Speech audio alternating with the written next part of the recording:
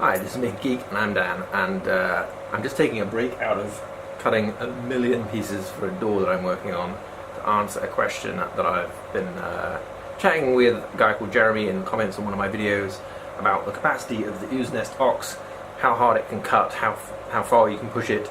He's specifically interested in the workbee. I don't have a workbee, I just have the ox, but he wants to take ideally full 18mm cuts through plywood.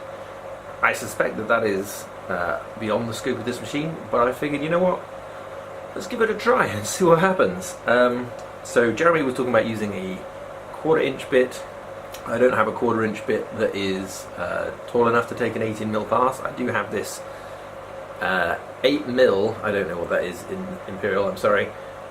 It's a chip breaker, so it's probably my best chance.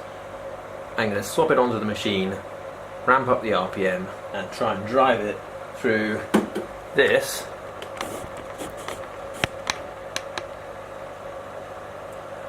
which is 18mm ply screwed down. I just screwed it down. I'm just going to manually try and drive it.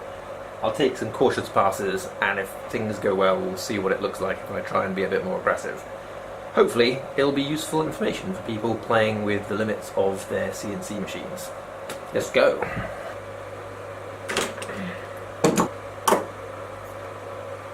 I'm gonna tuck it up quite high into the collet. I want ideally to minimize the amount of depth between the gantry and the cut to try and avoid too much torque if I can. Right, that's that on there.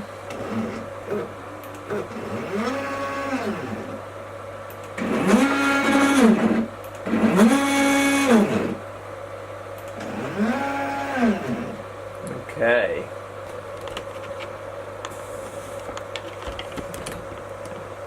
So let's lower ourselves to the deck.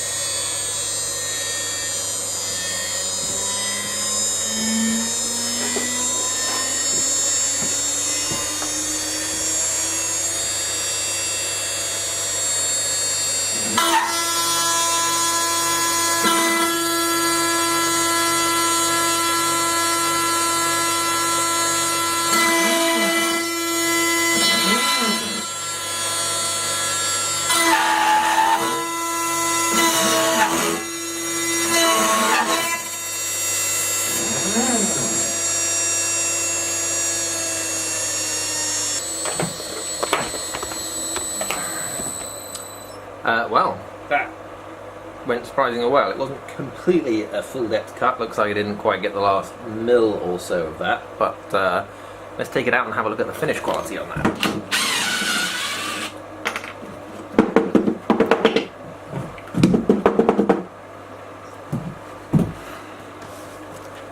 Okay, so here we have the results of that. So let's see if we can get it to look at the edge quality. That's not bad on that side, but I don't know how easy it is to see. What you should see is, whilst it cut through, those sides are not straight. There is a good couple of mil deflection there. Now I was pushing pretty hard, but I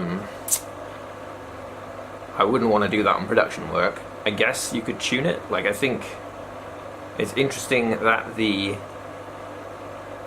side and this side are essentially the dual-driven axis, dual-driven y-axis.